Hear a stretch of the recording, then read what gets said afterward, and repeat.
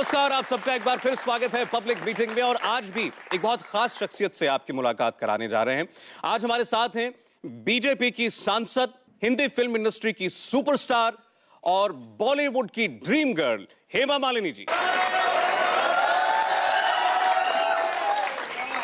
हेमा जी, बहुत बहुत स्वागत है आपका। मैं एक बात आपको बहुत ईमानदारी से बताना चाहता हूं कि हमने पब्लिक मीटिंग में बहुत सारे हस्तियों के साथ शो किए हैं, लोगों ने सवाल पूछे हैं, लेकिन शुरुआती तालियां जितनी आपके लिए बजी हैं, इतनी लंबी और किसी के लिए नहीं बजी। बहुत बहुत धन्यवाद आप सबको, बहुत बहुत धन्यवाद। अच्छा हेमा जी, वैसे तो ये इसकी कोई जरूरत नहीं है क्योंकि आपके बारे में किसी को बताने की कोई आवश्यकता नहीं है, लेकिन फिर भी आपके पॉलिटिकल बैकग्राउंड के बारे में, आपके सोशल वर्क के बैकग्राउंड के बारे में जो लोग नहीं जानते, उनके लिए हमने एक छोटी सी रिपोर्ट तैयार की है, तो उस पर एक नजर डाल लेते हैं, फिर मैं आपका जनता से आमना सामना कराता हूं। हेमा मालिनी एक ऐसी शख्सियत हैं जिन्हें किसी परिचय की जरूरत नहीं है। हिंदी फिल्मों से लेकर नृत्य और राजनीति तक हर फील्ड में उन्होंने अपनी एक धाक जमाई है। वो इस लोकसभा चुनाव में यूपी के मथुरा से सांसद चुनी गई हैं। उन्होंने आरएलडी नेता और केंद्रीय मंत्री रहे अजीत सिंह के बेटे जयंत चौधरी को 3.25 लाख से भी ज्यादा वोटों से शिकस्त दी। हेमा मालिनी को इस चुनाव में करीब 6.25 लाख वोट पड़े। इससे पहले वो बीजेपी की राज्यसभा सदस्य रह चुकी हैं और पार्टी की स्टार प्रचारक भी रही हैं।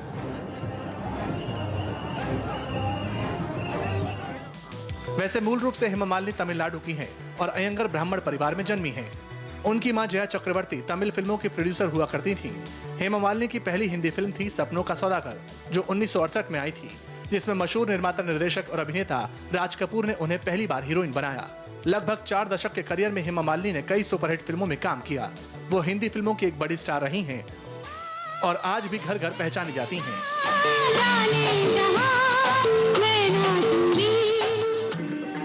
वो भरतनाट्यम की एक बेहतरीन डांसर हैं और आज भी मंचों पर अपना हुनर दिखाती रही हैं। अब हेमा मालिनी पहली बार लोकसभा के लिए चुनी गई हैं और मथुरा की जनता को सांसद हेमा मालिनी से काफी उम्मीदें हैं।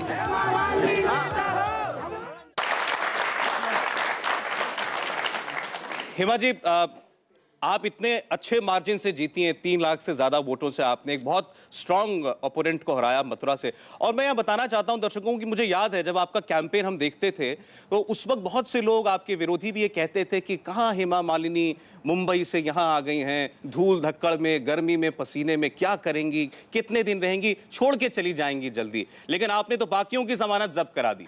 देखिए, मैं एक अभिनेत्री हूँ और पिछले कई सालों से मैं यहाँ पर काम करती रही हूँ और बहुत मेहनत करनी पड़ती है। फिल्मों में काम करना कोई आसान काम नहीं है। ये तो कितने फिल्मों में हम लोगों ने आउटडोर की शूटिंग की है, दिन रात धूप में खड़े रहकर हम शूटिंग की है। आप शोले के देखिए, पूरा एंटायर फिल्म जो बनाई पूरा धूप में, और हम धूप से, पसीने से, धूल मट्टी से डरने वाले नहीं हैं, क्योंकि हर किस्म का जो मौसम है उसका सबका हमने सामना किया है। ठंडी में भी काम किया है। तो ये जो धूप में खड़े होकर पसीना बहाया, ये मेरे लिए बहुत ही आसानी से मैंने किया। जो 25 दिन ही तक था मेरे लिए काम करने के लिए, दिन फ्रॉम मॉर्निंग टिल इवनिंग, मैंने बहुत सारे पूरे मथुरा में घूमने का अवसर मिला। और इस चुनाव की वजह से पूरा एक एक कोना कोना भी मैं मथुरा वृंदावन के क्षेत्र जितने भी हैं वो सब देखने के भी मुझे मिला। बहुत ही आनंद आया और सब लोगों से मिलने का भी अवसर मिला, जो मुझे बहुत ही अच्छा लगा। और रहा कि बहुत बड़े एक हस्ती है, उनको जिताया। हाँ बिल्कुल, वाकई वो बहुत बड़े हस्ती के ग्रैंड सन हैं, चौधरी चरण सिंह जी के ग्रैंड सन हैं। उनके पिताजी अजीत सिंह हैं। वो लोग कह रहे थे कि जब चुनाव के लिए हाँ बोला था तो मुझे कहीं कहीं से ऐसा एक मैसेज आया कि आप इनके सामने खड़े नहीं हो सकते हैं, आप बुरी तरह से हार जाएंगे, आप क्यों ये पंगा ले रहे हैं, ऐसे सब कहा गया था। और कहा कि ये जाट हैं तो पता नहीं वो लोग कुछ भी कर सकते हैं। I mean you know this, इस किस्म का कुछ बातें आई, लेकिन मैंने कोई किसी चीज की परवाह नहीं की। इस बार संसद में जितने फिल्म स्टार्स चुन करके गए हैं, क्या कहा जा रहा है मैं आपको बताऊं। हेमा मालिनी पहुंच गई, विनोद खन्ना पहले से थे, परेश रावल चले गए, किरण खेर चली गई। लोग कह रहे हैं कि राज बब्बर हार गए, विलेन का इंतजाम भी हो जाता, पूरी फिल्म बन जाती।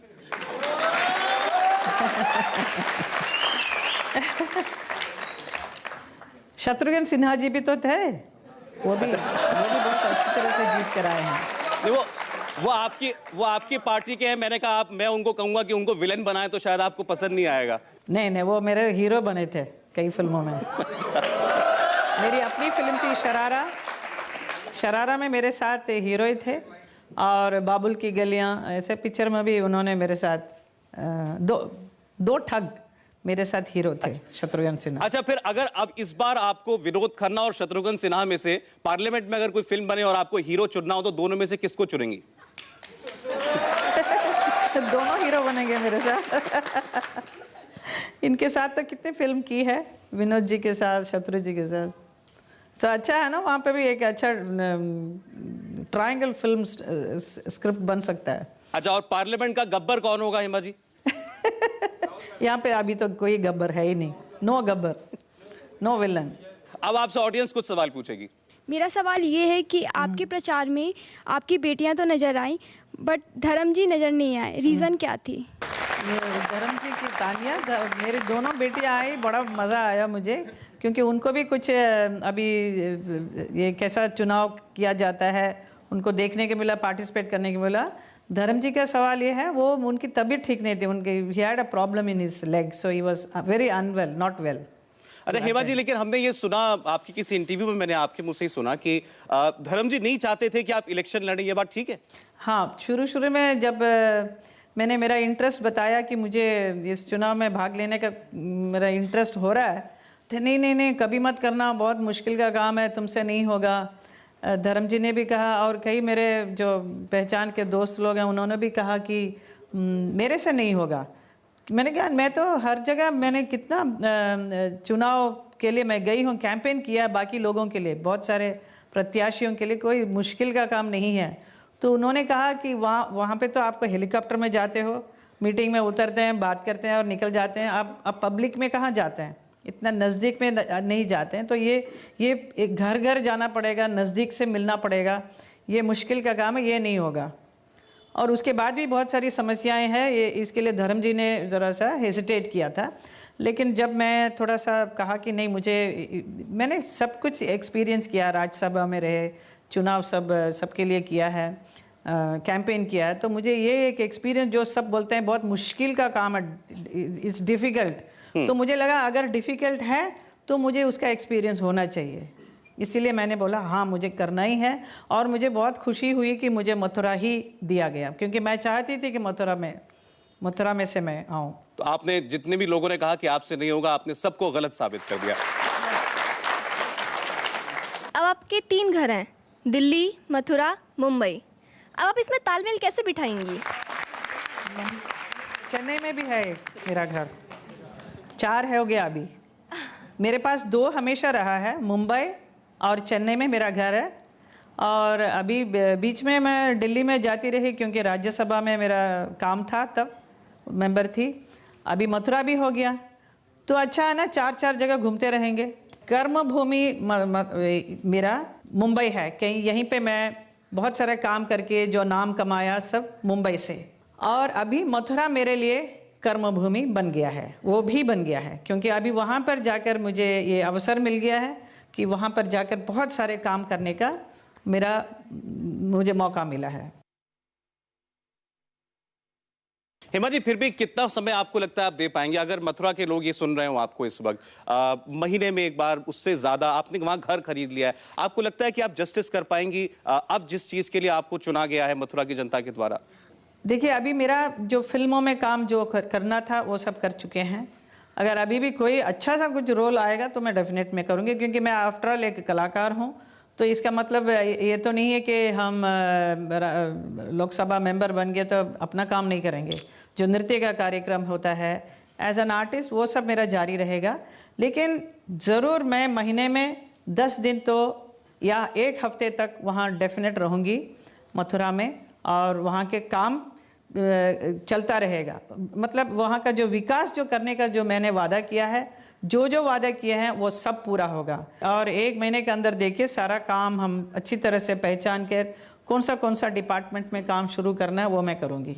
अच्छा, ये कभी मत सोचना कि मैं नहीं आऊँगी, मैं वहाँ रहूँगी। मेरे लिए बहुत ही सौभाग्य की बात है कि मुझे मथुरा में जगह मिल रहा है। आपकी फिल्मों की बहुत फैन हूँ। आप फिल्मों में काम करेंगे या पूरी तरह छोड़ देंगे? नहीं, पूरी तरह से तो बिल्कुल नहीं छोड़ेंगे। कि देखिए, अगर डॉक्टर कोई चुनकर आता है, मेंबर बनता है पार्लियामेंट का, वो थोड़ी अपना काम छोड़ देगा, मरीज को देखना छोड़ देगा क्या? और लॉयर जो बनते हैं, लॉयर भी बड़े आते हैं चुनकर। ऐसे ही मैं एक कलाकार हूँ, तो अगर मेरे लिए कोई अच्छा सा रोल ज़रूर मिलेगा तो मैं करूँगी। और नृत्य का कार्यक्रम जो होता है मेरा, उससे मेरा बहुत ही लगाव है, वो मैं करूँगी। लेकिन काम वहाँ पर कभी रुकेगा नहीं। पूर्व प्रधानमंत्री मनमोहन सिंह और भावी प्रधानमंत्री नरेंद्र मोदी, इन दोनों में अगर आपको फर्क बताने हो, इनमें डिफरेंसेस बताने हो, उनकी पर्सनालिटी के, इनके काम करने के तरीके के, क्योंकि आप जानती हैं मोदी जी को अच्छे से, तो वो क्या होंगे? मनमोहन जी को मैं बहुत रिस्पेक्ट करती हूँ। मैं ज़्यादा कुछ बोलना नहीं चाहती हूँ उनके बारे में, वो सब सारी दुनिया जानती है। लेकिन मोदी जी बहुत बढ़िया काम करेंगे। ये बहुत सही इंसान है। हमारे पूरे देश का जो बागडोर का संभालने वाला एक अगर इंसान जो प्राइम मिनिस्टर बन सकते हैं वो यही हैं, जो मोदी जी हैं। और वो करके दिखाने वाले। थोड़ी आप लोगों को थोड़ा सा वेट करना पड़ेगा, सारा काम शुरू होगा। अच्छा, मैंने तो सुना आपने कैंपेन में एक बार एक नारा दिया, बच्चा मांगे गोदी, देश मांगे मोदी। हाँ जी।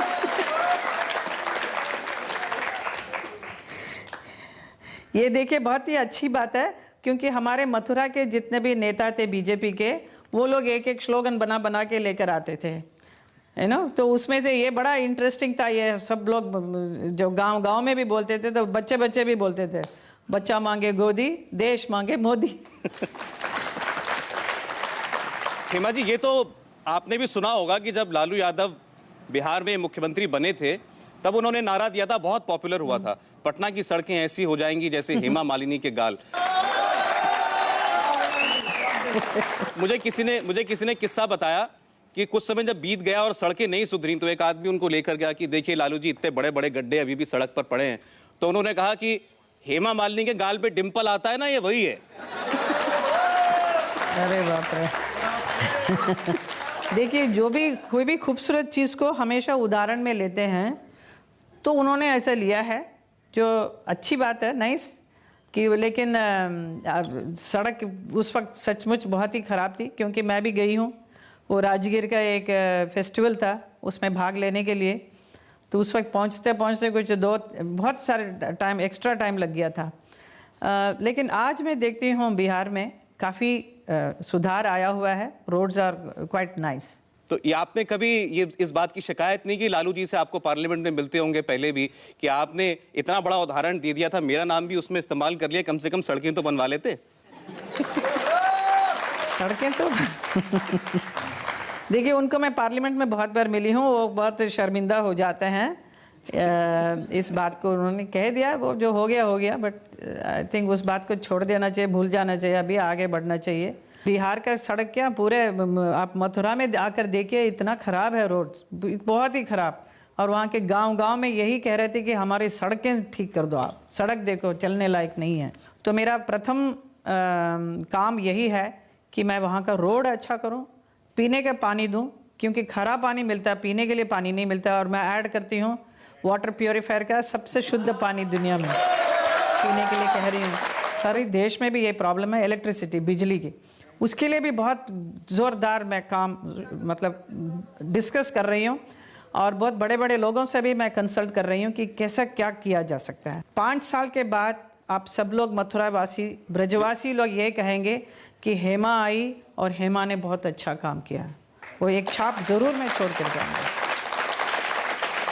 हेमा जी, मुझे यकीन है कि आपने जो 3 प्रमुख बातें गिनाई हैं, बिजली, पानी और सड़क, अगर ये समस्याएं आप कम से कम अपने इलाके की दूर कर पाएं, तो लोग आपको ड्रीम गर्ल नहीं, ड्रीम पॉलिटिशियन कहने लगेंगे। जरूर, वो नाम भी होना चाहिए ना, ड्रीम गर्ल। तो मैं जब फिल्म में आई तो मेरा ड्रीम गर्ल बन के आई, तो मैं पॉलिटिशियन बनी है अभी, तो उधर भी नाम जरूर कमाना है, मैं उसके लिए काम जरूर करूंगी। मैं पानी तो जरूर दिलाऊंगी। हेमा जी, मुझे एक ब्रेक लेना है। लेकिन उससे पहले इन लोगों ने तो नहीं पूछा, ये आप इसे आप मेरी दरखास्त मान लें। मैंने एक बार सुना था आपको इसी कैंपेन के दौरान, आप गाड़ी से निकल कर कह रही थी, क्योंकि मुझे ज्यादा बोलने की आदत तो है नहीं। और अभी बहुत ज्यादा बोल रही हूँ ना मैं। नहीं अभी बहुत ज्यादा और ज्यादा बोलने लगी हूँ मैं ये चुनाव में जाने के बाद। नहीं तो एक बार जरा आप वो उसी अगर अंदाज में सुना दें दर्शकों को एक डायलॉग। कितना साल पहले की बात है, बसंती तो बसंती है, बसंती तो हमेशा रहेगी मेरे साथ। वो मान नहीं रही, आप लोग सुनना चाहते हैं तो आप बनाइए उनको। ओके सुनो फिर। यूं तो मुझे ज्यादा बात करने की आदत तो है नहीं, लेकिन अगर आप सुनना ही चाहते हैं तो सुनते रहिए। हेमा जी, मैंने थोड़ा हाँ जी। जब आपके इस इलेक्शन के बारे में थोड़ा रिसर्च किया तो पता लगा कि आपको हराने के लिए और बहुत सी हथकंडे इस्तेमाल किए आपके विरोधियों ने। उन्होंने आपके खिलाफ एक और हेमा मालिनी को खड़ा कर दिया, एक कैंडिडेट जिनका नाम हेमा मालिनी ही था, और आपकी पार्टी का चुनाव चिन्ह है कमल का फूल। उनको जो सिंबल मिला वो था गोभी का फूल। तो ऐसे बहुत से लोग, एक हेमा मालिनी नहीं, एक और हेमा भी खड़ा किया था, वो पता नहीं बीच में गायब हो गई वो, लेकिन हेमा मालिनी रह गई। बहुत से लोगों ने ये कहा कि हम तो फिल्मों वाली हेमा मालिनी को वोट देना चाहते थे, वो हम सिंबल में कंफ्यूज हो गए तो हमने गोभी के फूल के ऊपर बटन दबा दिया। हमारे युवा मोर्चा के लोग, सब लोगों ने इतनी मेहनत की, उन लोगों ने सब जगह जगह जाकर उनको जरूर बताया कि कमल का फूल क्या है और गोभी का फूल क्या है। और मैं भी जहाँ जहाँ गई, जहाँ पे भी मेरे हाथ में कमल का फूल हमेशा मैं रखती थी, और कमल का फूल दिखा दिखा के कहती थी, कमल का फूल न जाना भूल। लेकिन एक बात थोड़ी अजीब लगी कि हेमा मालिनी इतनी बड़ी सुपरस्टार, उनके लिए तो पूरे बॉलीवुड को आ जाना चाहिए था, और हमें क्यों आपके बॉलीवुड के संगी साथी नजर नहीं आए आपके लिए प्रचार करते हुए? नहीं, क्या ज़रूरत है? हम चुनाव लड़ रहे हैं तो हम सबसे बात करेंगे कि बॉलीवुड को लाने की क्या ज़रूरत है, बताइए। Is it necessary? जो जिन पे शक्ति नहीं है कि खड़ा होने के लिए, पब्लिक तक पहुंचने के लिए, उन लोगों को ज़रूरत है ना कि बॉलीवुड के सब आर्टिस्ट को लाके उनको चमक धमक दिखा के वोट मांगने के लिए। अभी मैं खुद हूँ, मैं हेमा मालिनी हूँ, तो मेरे लिए किसी और लोगों के आने की क्या ज़रूरत है? पार्टी में से राजनाथ जी आए थे और मोदी जी आए थे, और इससे बड़ी बात और क्या हो सकती है? बिल्कुल। और मेरी बेटियां थी दोनों, मेरे दामाद भी साथ में थे, वो लोग आके प्रचार किया, मेरे पूरे परिवार मेरे साथ थे। जयंत चौधरी अपने कैंपेन में आपके जो विरोधी थे वो ये कहा करते थे कि चमकदार साड़ी पहनकर आ जाने से, मेकअप करके आ जाने से आम आदमी की दिक्कत दूर नहीं होने वाली। मेकअप के बगैर भी मैं जाती थी, ऐसा नहीं मेकअप लगा के मैं जाती थी, ये तो छोड़िए। मैं जिस पार्टी के साथ जुड़ी हुई हूँ और मैं जो बात कह रही हूँ उस पर ध्यान ज़रूर देते हैं लोग, तो उसी वजह से ये जो जितना भी वोट मिला है मुझे, उसकी वजह से। और दूसरी बात ये है, और जहाँ जहाँ मैं गई थी वहाँ लोगों ने यही कहा कि यहाँ पर कोई विकास नहीं हुआ 5 साल से, उससे पहले भी जैसे था ये यूपी वैसे के वैसे ही पड़ा हुआ है, कहीं पर भी कुछ विकास नहीं हुआ। मैं काम करना चाहती हूँ और मैंने काम किया है अभी तक, उसके लिए मुझे वोट दिया है। हमारी शुभकामनाएं आपके साथ हैं हेमा जी। कुछ एक चंद सवाल और ले लेते हैं आपके लिए हम। बसंती का एक ऐसा डायलॉग सुनाइए जो मतलब आपने कैंपेन में सबसे ज़्यादा यूज़ किया हो और सबसे ज़्यादा तालियां बजी हो। शॉर्टकट में बोल देती हूँ, बहुत सारे लंबा नहीं बोलूंगी, आप लोग बहुत चाह रहे हैं। चल धन्नो, आज तेरी बसंती की इज्जत का सवाल है, आपको हमें वोट देना ही है। ऐसे शॉर्टकट में बोल देती हूँ। मेरा क्वेश्चन आपसे ये है कि आपको चुनाव में अभिनेत्री छवि से फायदा मिला है या मोदी जी की लहर का? देखिए, डेफिनेटली मोदी जी की लहर, क्योंकि पूरा देश फेडअप हो चुका था, जो भ्रष्टाचार और जो अत्याचार अनाचार जो हो रहा था पूरे देश में, तंग आ गए थे लोग, महंगाई इतनी हो गई, गरीब जनता बहुत ही परेशान थे। और जब मोदी जी ने जो वादा किया कि वो बदलाव लेकर आएंगे, क्योंकि उन्होंने कर दिखाया पूरा गुजरात में, तो लोग चाहते थे, तो वो उसी वजह से बीजेपी में मोदी जी की लहर बन गई। इसकी वजह से मुझे भी वोट मिला, लेकिन जो भारी बहुमत जो मिली है वो डेफिनेटली मैं कहूँगी जितने भी मेरे कार्यकर्ता, मेरे बीजेपी के कितने लोगों ने इतनी मेहनत की, उसकी वजह से और थोड़ा बहुत मेरी वजह से भी। मेरा क्वेश्चन है, जैसे कांग्रेस पिछले समय 10 साल तक सत्ता में रही और आज उसकी स्थिति ऐसी है कि वो पूरी तरह स्पष्ट विपक्ष में भी नहीं है, तो उसके लिए कांग्रेस के लिए आपका कोई मैसेज या कोई संदेश जो उसके लिए आप कहना चाहती हैं? देखिए, पिछले 60 साल से एक कांग्रेस के पास थी ये सरकार, तो वो हमारे देश को कहाँ से कहाँ लेकर जा सकते थे।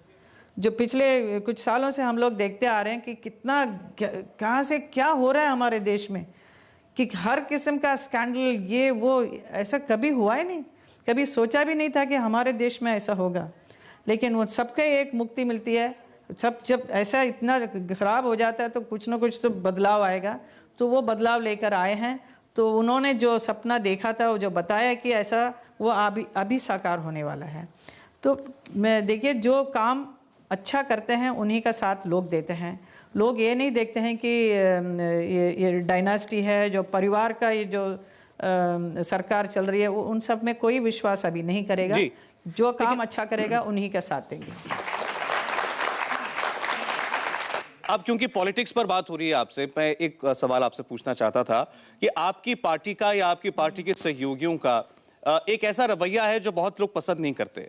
वो है जब पाकिस्तान से कलाकार यहाँ भारत में आते हैं तो उनके साथ हमने देखा मुंबई में या कहीं और उनके कार्यक्रम को रोकना, वहां तोड़ फोड़ करना, कलाकारों से कहना कि वापस जाओ। इस डर से बहुत से लोग आ नहीं पाते, बहुत से लोग खुल के काम कर नहीं पाते और हमारे देश को एक खराब नाम मिलता है इससे, वो तो है ही। इस पर आप क्या सोचती हैं? अभी नहीं होगा ऐसा, हमारी सरकार आ गई है, क्योंकि कलाकार एक अलग वर्ग के होते हैं, वो किसी पॉलिटिक्स से जुड़े हुए नहीं होते हैं। कलाकारों का सम्मान करना चाहिए, और वो कलाकार भी जब हमारे देश में आएंगे, कोई पॉलिटिक्स को साथ में लेकर ना आए, एक कलाकार के रूप से आए, और हम उनका हमेशा सम्मान करते हैं, और वैसे ही होना चाहिए। जैसे कि हम बचपन से और सदियों से सुनते आ रहे, राजनीति गंदी चीज़ है। आपको लगता है कि आपको राजनीति में नहीं आना चाहिए था?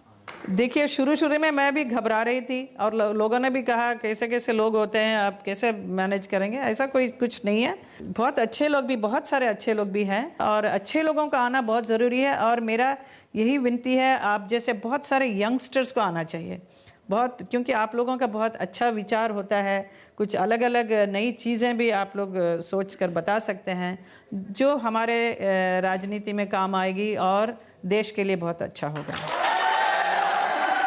अभी थोड़ी देर पहले कहा था कि धर्म जी नहीं चाहते थे पहले इनिशियली कि आप इलेक्शन लड़ें। अब जब आप इलेक्शन लड़ी, आप इलेक्शन जीत गई, इसके बाद उन्होंने क्या कहा आपसे? वो बहुत खुश एकदम से मुझे बहुत तारीफ किया उन्होंने कि मैंने क्योंकि वो समय समय पर पूछते रहते, every day he was in touch कि वहाँ क्या हो रहा है, क्या कैसा कैसा, बहुत सारे मदद उन्होंने की। वहाँ पहुँच नहीं सके, लेकिन फिर भी उन्होंने बहुत मेरे लिए मदद की। उनका सपोर्ट पूरी तरह से मेरे साथ था, और अभी भी बता रहे हैं कि आगे, क्योंकि वो 5 साल वो रह चुके हैं member of parliament from Lok Sabha from Bikaner, वो राजस्थान के इधर से रह चुके हैं, तो उनको बहुत सारे आइडियाज़ हैं, तो वो भी मेरे लिए साथ में बहुत सारे विचार देंगे, उसके हिसाब से भी मैं करूँगी। मैं ये दर्शकों को बताना चाहता हूँ, धर्मेंद्र जी एक बहुत आला शायर हैं, बहुत अच्छी शायरी करते हैं, बहुत लिखते पढ़ते हैं। तो उनसे किसी ने कहा कि आप इतनी अच्छी शायरी कैसे कर लेते हैं, तो उन्होंने कहा कि मुझे हेमा जी ने शायर बना दिया।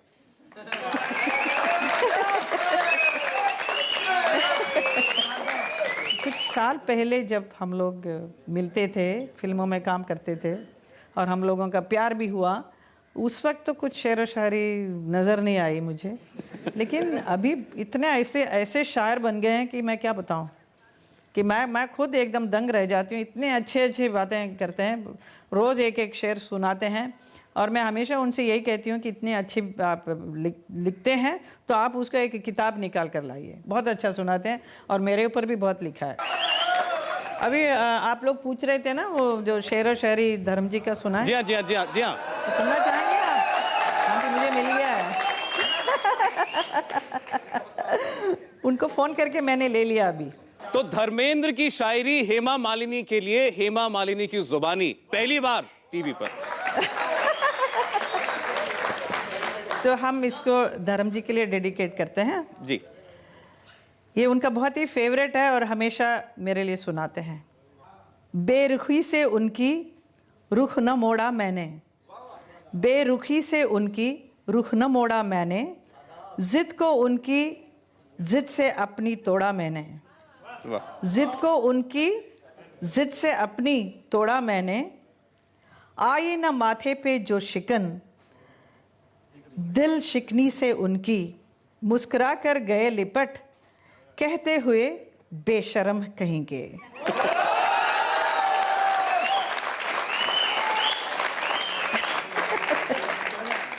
धर्म जी यानी अभी भी बहुत रोमांटिक हैं। अभी भी क्या, वो हमेशा ही रोमांटिक रहेंगे। हमने जब से होश संभाला आपको ऐसे ही देखा, आप पे अभी तक कोई भी चेंज नहीं आया। इनफैक्ट जैसे जैसे टाइम पास हो रहा है आप और खूबसूरत होती जा रही हैं। इसका ब्यूटी सीक्रेट क्या है? इसके लिए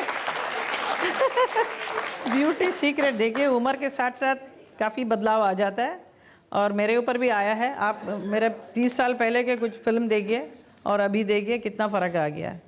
लेकिन शायद बहुत ड्रास्टिक चेंजेस नहीं आए हैं, वो भगवान की कृपा है और उसके लिए थोड़ा बहुत हमें भी मेहनत करनी पड़ती है। मेहनत ऐसी है कि ठीक ठाक खाना खाओ और वेजिटेरियन बन के रहो। सबको मैं बताऊंगी, नॉन वेज मत बनना, वेजिटेरियन बनिए। शाकाहारी खाने में बहुत मज़ा है और बहुत सेहत के लिए भी अच्छा है। और इसके अलावा आप लोगों को बहुत मेहनत करनी पड़ेगी, जैसे सुबह उठ के एक्सरसाइज करो, योगासन करो। और मेरे साथ तो डांस है, इसीलिए मैं हमेशा नृत्य के साथ जुड़ी रहती हूँ, क्योंकि जब मैं स्टेज में आकर परफॉर्म करती हूँ, अगर मैं राधा बनती हूँ या दुर्गा बनती हूँ, ये सब डांस बैले करती हूँ, महालक्ष्मी, तो मुझे उनका रूप लेना है तो बहुत अपने आप को संभाल के रखना बहुत ज़रूरी होता है। Thank you. और I don't go for a late night, party वेटी में मैं नहीं जाती हूँ। हेमा जी, जिन्होंने आपसे ये सवाल पूछा था उनके चेहरे का रंग उड़ गया। पार्टी मत करो, सुबह जल्दी उठो, शाकाहारी बन जाओ, योगासन करो, एक्सरसाइज करो। अगर बॉडी अच्छा मेंटेन करना है तो ये सब तो करना पड़ेगा, तो तभी तो आप बीमार तो नहीं सीक्रेट मिल गया ना आपको। अच्छा अब रहेंगे। देखता हूँ आप कितना करते हैं। शायरी के अलावा कोई आप सॉन्ग डेडिकेट करना चाहें धर्मेंद्र जी को?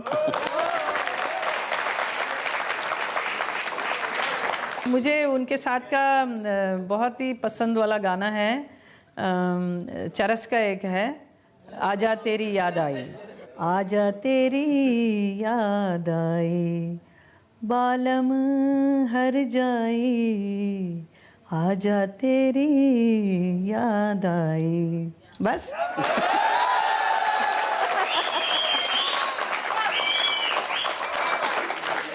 हेमा जी, आज आपसे बात करके बहुत बहुत आनंद आया, दर्शकों ने खूब एंजॉय किया। बहुत बहुत शुक्रिया, आप पब्लिक मीटिंग में आई। पब्लिक मीटिंग में आज बस इतना ही, फिर हाजिर होंगे किसी और शख्सियत के साथ, लेकिन आज के लिए धन्यवाद।